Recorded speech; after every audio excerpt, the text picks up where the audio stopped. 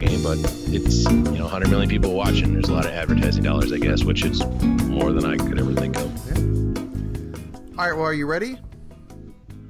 Always ready for you. All right. Hey everyone, welcome back to Garden Fork Radio. I'm here with my friend Will. Welcome, sir. How are you today? I'm great. It's 5:30 and it's already pitch black outside. I will say one of the nice things about today, though, is it was actually above zero and in double digits. So we had like 20 degrees today, which was kind of shorts and t-shirt weather for Minnesota and Wisconsin. Yay. I grew up in that, so. Well, it was negative 10 since basically Christmas, and it's kind of hard to go outside and do fun stuff when it's that cold outside. But now, we're pretty good, so. Yeah. Hey, everyone, this is your first time checking out Garden Fork Radio. This is the audio podcast to the Garden Fork Empire. I have a YouTube channel and a website and a podcast, and it's Eclectic DIY, I call it. It's me and my friends talking about interesting stuff. So today we were going to talk about the big game. We can't call it what it really is. The maple syrup evaporators, cold weather, and minimalist techniques that annoy me. Sounds like a good list today. I'm interested in that last topic, but we'll start wherever you want. So you are, if people listen before, Will is a Pyro Technician, and you are going to go to the big game, because we're not allowed to use the real word because it's trademarked. And that's pretty exciting. Yeah, I found out a couple of weeks ago I'll be part of a team that is going to do some of the special effects.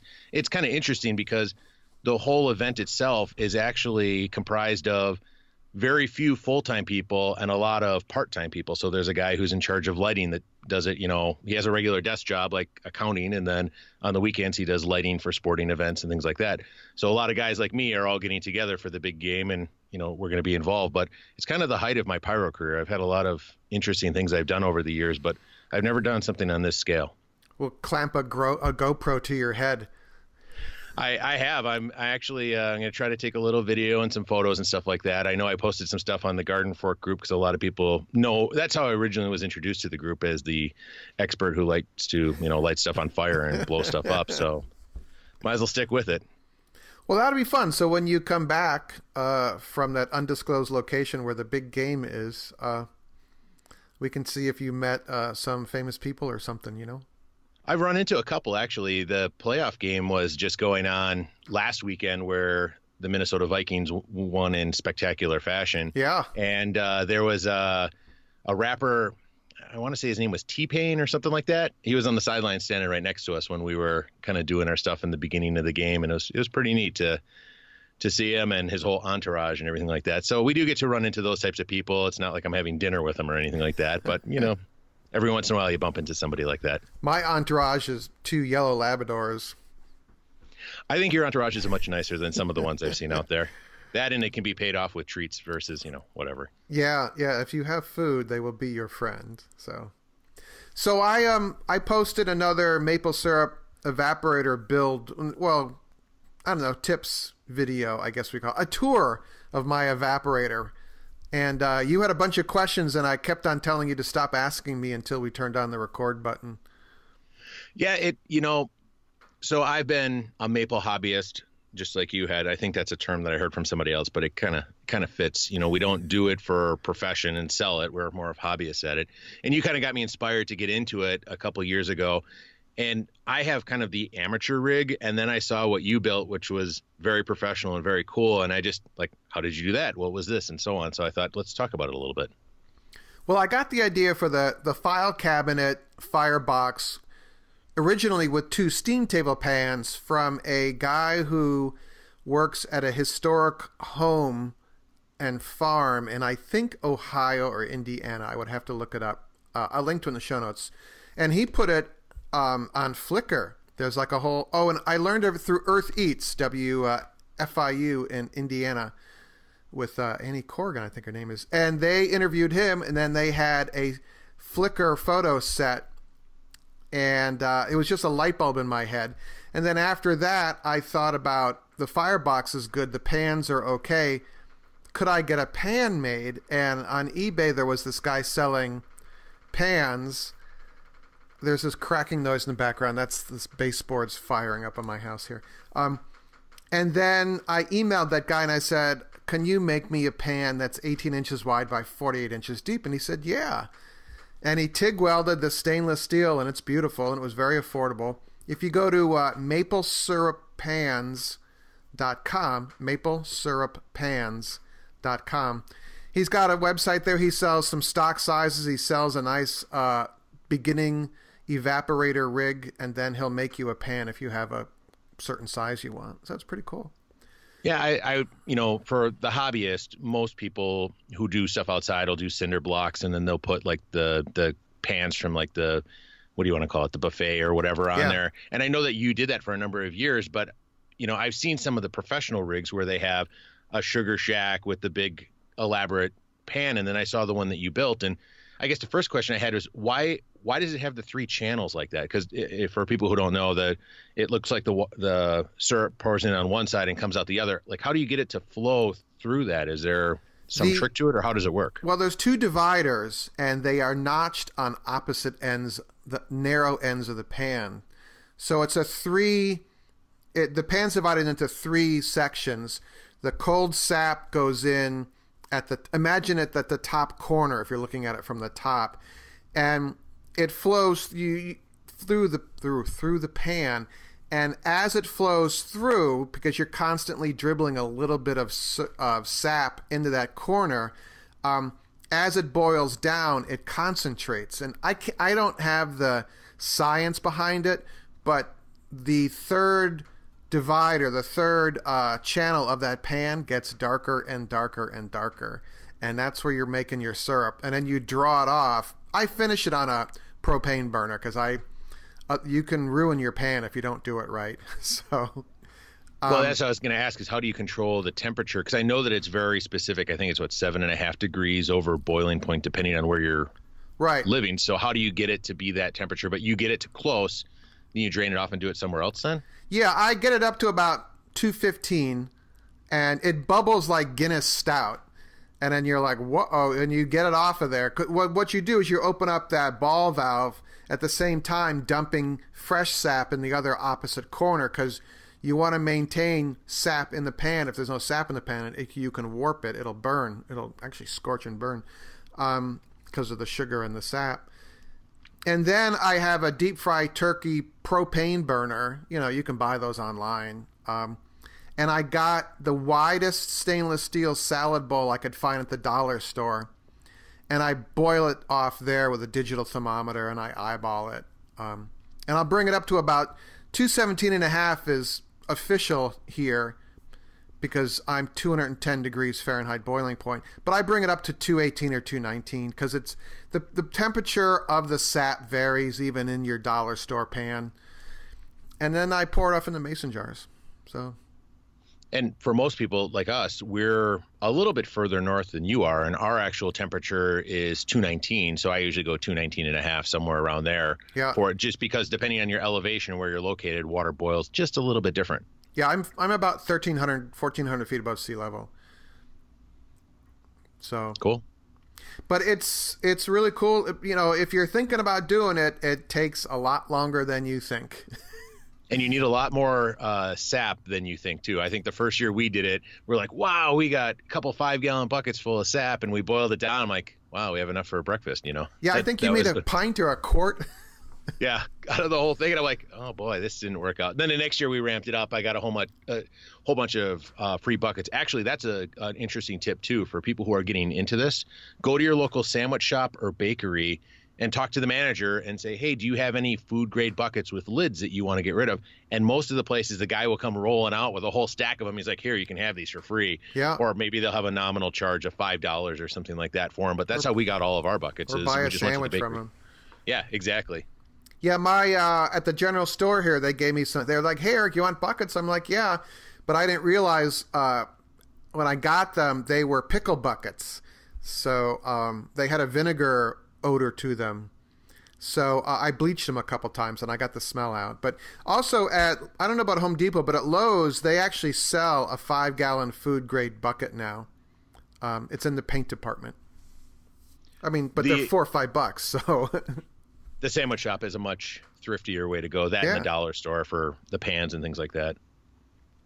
Yeah, but it's fun. What I didn't realize is that there are people in like Ohio and Indiana that have sugar maples, and I thought it was very much a New England thing, and I was wrong.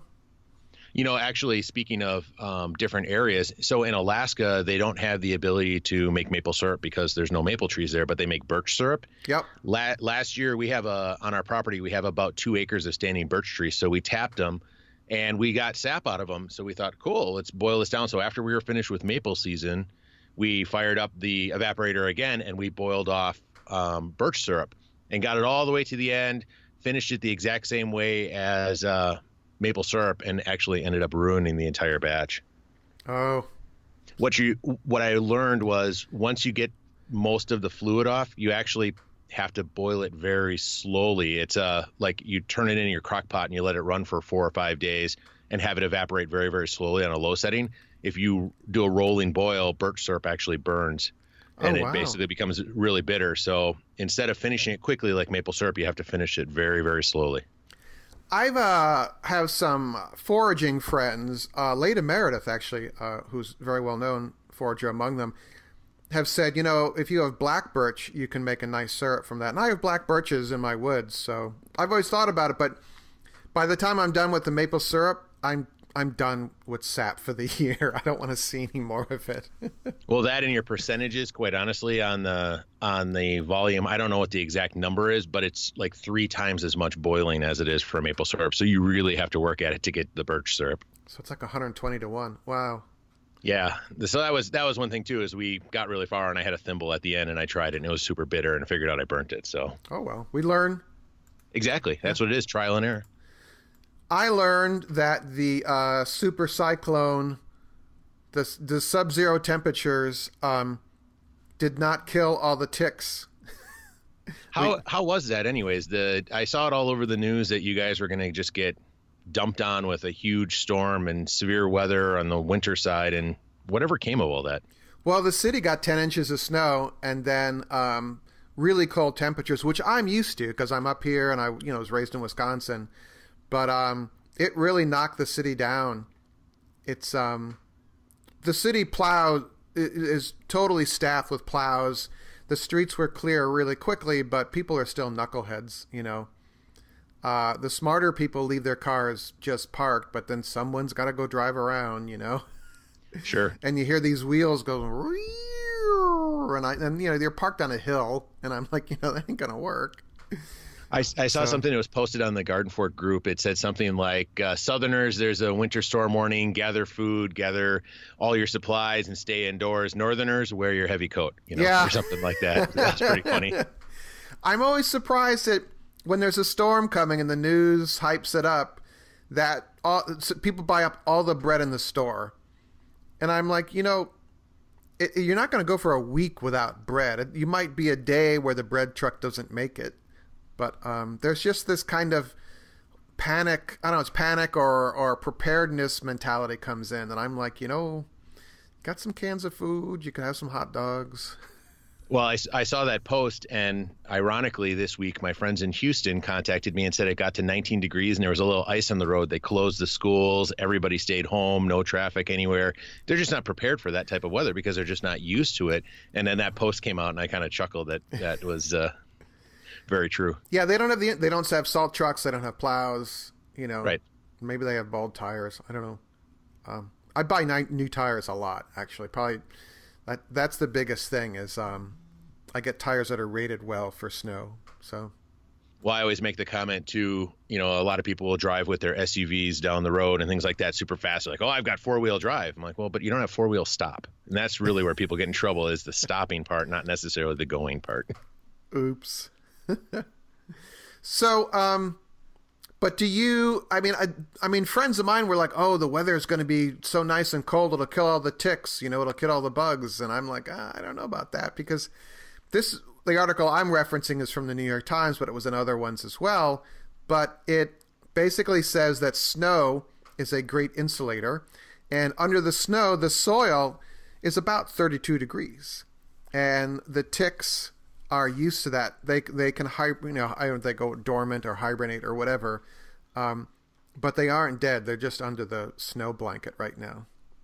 Yeah, I've always I secretly wish that the tick population would get knocked down because of weather, but it just doesn't seem to. And in Wisconsin, it's one of the big things is you get ticks like starting right around early May all the way through the 4th of July. You got to have bug spray on if you're going to go outside because you'll end up getting ticks on you. And it's just, you got to be really careful because, it can be dangerous for your dogs or for you or anything else. Just, as long as you wear long clothes and spray up a little bit, you're usually pretty good. My neighbors gave us a spray. It's in a yellow spray bottle. It's pyrethrum based, but you spray your clothes with it. You don't spray your skin. You spray your clothes, and it's kind of a waxy spray, and it stays on. And then you just spray it again after you wash your clothes, and it does a lot to keep the ticks from jumping on. It's interesting because pyrethrum is from the daisy family. It's the pollen, or it's part of the plant is toxic, and that's where the pyrethrum it's a natural insecticide, so they have a spray for it now. I can link to it here in the Great Garden Fork notes. By the way, if you're listening with the Apple podcast player on your phone and you swipe either right or left on the Garden Fork radio icon while this is playing, and the show notes will pop up, and there are clickable links in there, so you could learn something. I will say that I think my old man had a bottle of bug spray or something like that, and it was one of the older ones. And if you look at the percentages on it, the percentage of chemical that's in there versus the stuff today has a lot less chemical in it, and it's not as dangerous to have on you, but it's just as effective, which is kind of an interesting thing, just kind of lining up some old cans of some of the brand name stuff out there and seeing how it's changed over the years. They've gotten a lot better with the bug spray these days. Yeah, I mean, DEET works, and from what I understand, I think I might have read it on Consumer Reports that DEET, DET, is fairly innocuous to humans. So, I mean, people are always reluctant. They want to put natural bug spray on, but the DEET works very well for ticks and mosquitoes and does not seem to have a long-term effect on humans. So that's a good thing. What do you do for the dogs? Well, that's why I have yellow Labradors rather than black Labs, because you can just see them crawling across them and you pull them off. We wrap them in masking tape. Bubble wrap, and then they send them outside to run around? No, I mean, when you pull a tick off, people want to crush them or they throw them in the toilet and flush it with, I think it's a waste of water.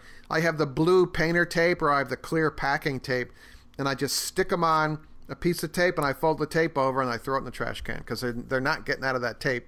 And they die.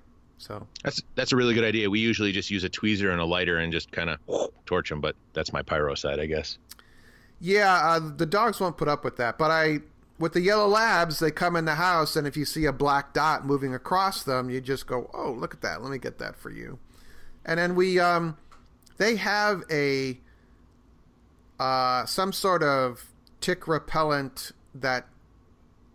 It used to be they put it on their backs, and now is it a tablet they chew? I don't know. I'm not in charge of the medication, but there's something that works very well that our vet uses it on his Labrador, so that's why we picked that product. But yeah, that's what we do. So perfect. Well, that sounds pretty good. It works. So I try and subscribe to kind of a minimalist lifestyle as best I can. But you still, you need stuff to make a living or make videos and stuff. But there's 10 minimalist strategies to live by, which is an article that's been making the rounds on a site called Hip Digs. And I'll just blurt it out, and then you tell me what you think, Will. But I think a lot of this minimalist stuff, maybe, like, oh, well, I live out of a briefcase and a knapsack. A lot of those people can live that life because the rest of us have couches and beds and washing machines and showers, I looked at the list and kind of reviewed it before we hopped on the line here because I've seen similar lists, and there are a couple of good points I would have to say. I agree with you on a lot of it. Like, I don't think with two boys, a 5-year-old and a 1-year-old, I could live in a tiny house. I think all of my hair would be pulled out of my head and everybody would be gray and a lot of screaming and crying. There's something beneficial to having rooms that you can go to get away from people. And I look at that. I mean, that's one thing, but they do have some good points. Like I don't want to jump around, but one of the points that they have is, buy quality over quantity, and that's something that you and I have talked about many times when we talk about tools. If they have the $5 hammer and they have the $10 hammer, buy the $10 hammer because it'll probably last you 10 times as long as the $5 hammer. That kind of idea. Yeah. Have quality things that'll last you a long time, and instead of buying a quantity of things because they're cheap. I think the part that really kind of got me was he's number 4 was shun convenience. I don't own a microwave, and I'm like, well, I don't think a microwave is an anti-minimalist appliance. I think it's actually consolidating several appliances into one. I boil my tea, I heat up my tea water in there. I won't use the stove, so I don't heat up the house. I use the microwave, that kind of thing. But one thing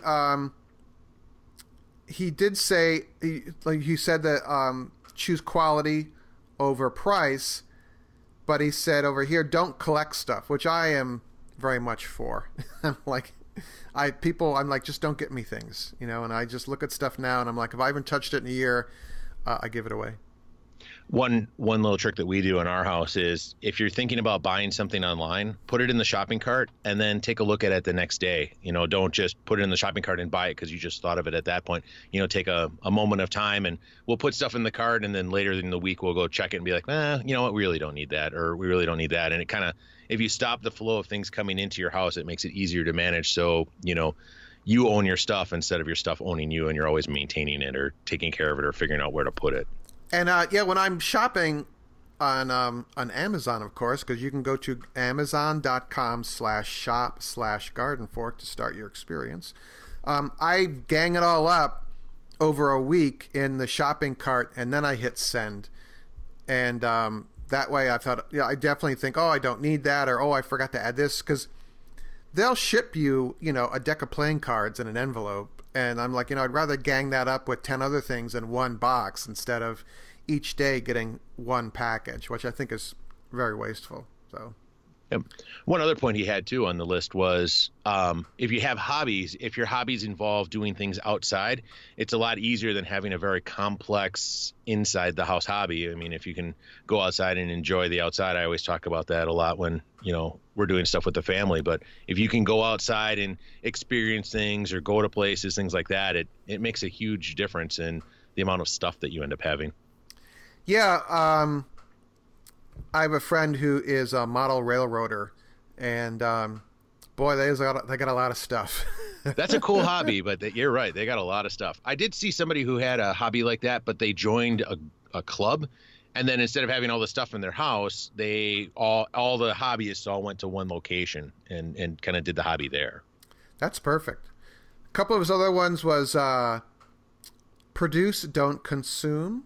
When you're a producer, you seek the simplest methods of creating your product. I write. My tools are few because I keep myself busy. I don't have time to want more stuff. But number 10, which I really like, and I didn't mean to bash the author. I was kind of bashing the minimalist mantras, but choose people over things, put relationships over material things, spend time with your family and friends, talk, walk, learn from one another. When you choose people over stuff, you'll be happier and less lonely. You'll also learn to be more present when you're available for others. Can I add one thing to that? And actually, you talked about it in a previous podcast. Yeah. Which is get involved with things. Like you did that speech when you went to go talk at the community center and got involved with your community and talked with them about different things, and actually kind of inspired me to get involved with some of the things around our cabin and some of the little groups and hobby groups and things like that. And it's actually made the experience there and makes me kind of feel like I'm a local in that sense. But, the idea of getting involved in your community, volunteering some time. If you don't know anybody in an area, fastest way to meet people is go volunteer somewhere, because they're all, probably not knowing people either. And then all of a sudden you do something collectively together, you have something in common to talk about. And next thing, one thing leads to another. And, that's how friendships are formed. Yeah, I did a talk at the Historical Society. They have a one-room schoolhouse, which is original to the town, that is period specific. Is that the word? It's got this amazing wood stove in it that is kind of horizontal in the middle of the room. And then I gave a talk there, and it was kind of fun. People were intrigued. The Historical Society said it was one of the most popular events of the summer, because they have these talks at the school, and I guess not a lot of people come. I don't know, but there were 25 people there, and people I didn't even know, so that was kind of interesting. That's pretty neat. Yeah, there you go.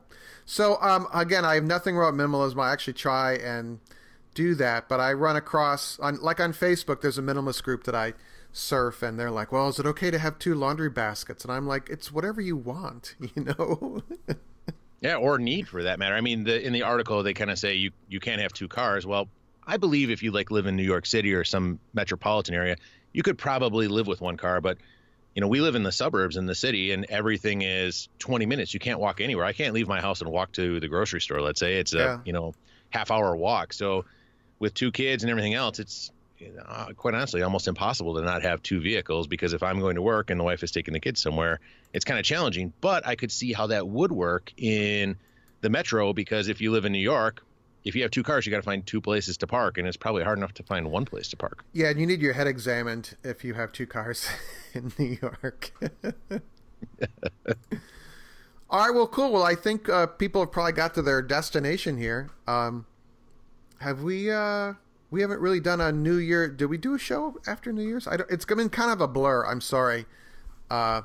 I don't know why, but January just kind of caught me by surprise here. So I can't believe we're this late into January already. I remember it was just Thanksgiving just a little bit ago.